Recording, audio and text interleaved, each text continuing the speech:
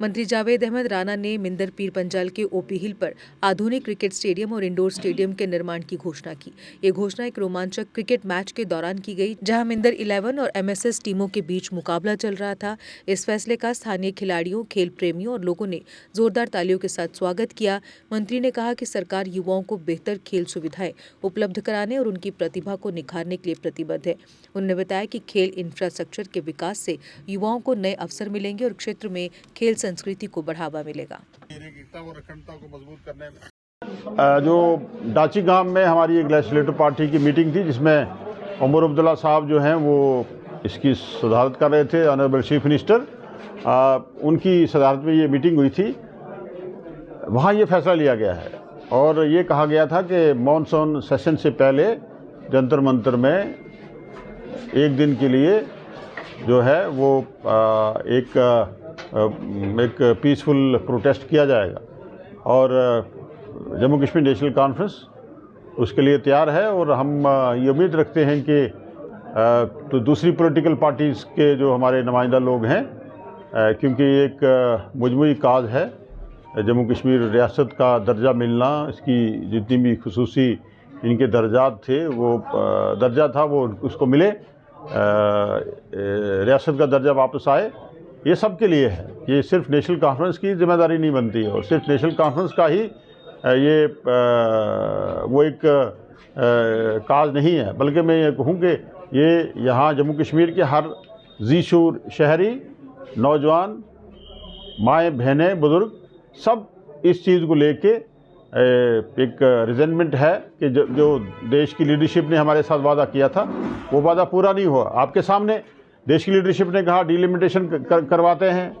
जब पार्लियामेंट के इलेक्शन हुए, यहाँ असम्बली के इलेक्शन नहीं हुए, फिर पार्लियामेंट के बाद ये कहा गया कि यहाँ हम असम्बली के इलेक्शन हम उस वक्त कराएंगे जब डिलिमिटेशन करवाएंगे। डिलिमिटेशन भी हो गए, उसके बाद असम्बली के इलेक्शन भी हो गए और अभी तक जम्मू कश्मीर रियासत का दर्जा वापस नहीं दिया गया है। तो ये हम दिल्ली में जाके दिल्ली की लीडरशिप को यह याद दिलाएंगे जो उनका वादा था जम्मू कश्मीर के लोगों के साथ, और जो प्रधानमंत्री साहब ने खुद कहा था दिल्ली से दूरी, दिल से दूरी, तो दूरियां ख़त्म करने के लिए हम उनको याददाश्त करवाएंगे दिल्ली में जाके कि हमारे जो जम्मू कश्मीर की रियासत का जो इशू है वो हमारा बुनियादी हक है, वो हमें वापस किया जाए और जम्मू कश्मीर नेशनल कॉन्फ्रेंस उसके लिए तैयारी कर रही है। सर, सरकार बनने के बाद जो कितनी बड़ी डेवलपमेंट जो है जम्मू कश्मीर के अंदर देखने को मिली है, क्योंकि आपके पास भी 3 से 4 मंत्रालय जो है वो दिए गए हैं।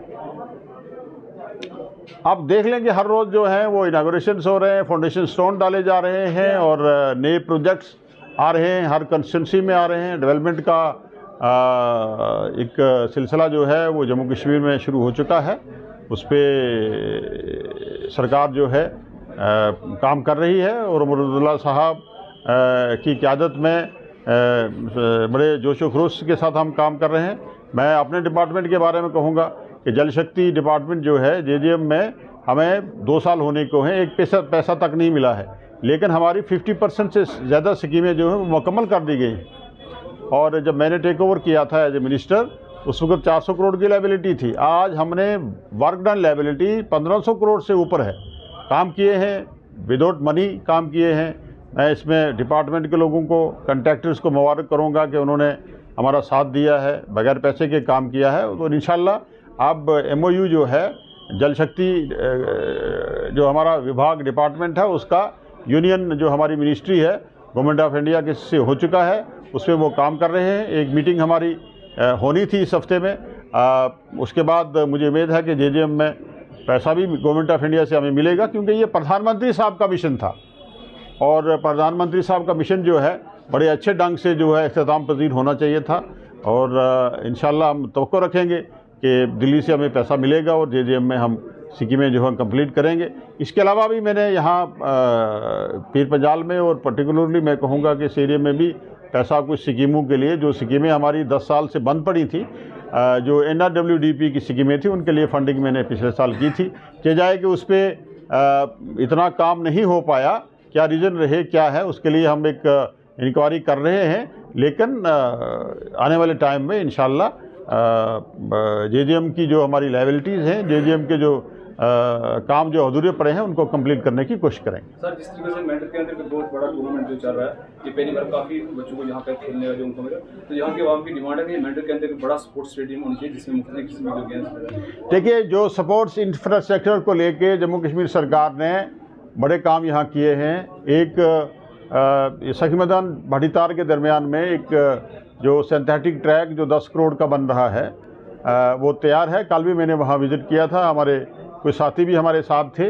मैंने जो हमारे स्पोर्ट्स जो टीम है उनको भी मैंने साथ रखा था और उनको भी दिखाया था कि इतना प्रोजेक्ट जो है अमरुद्दौला साहब की सरकार काम कर रही है।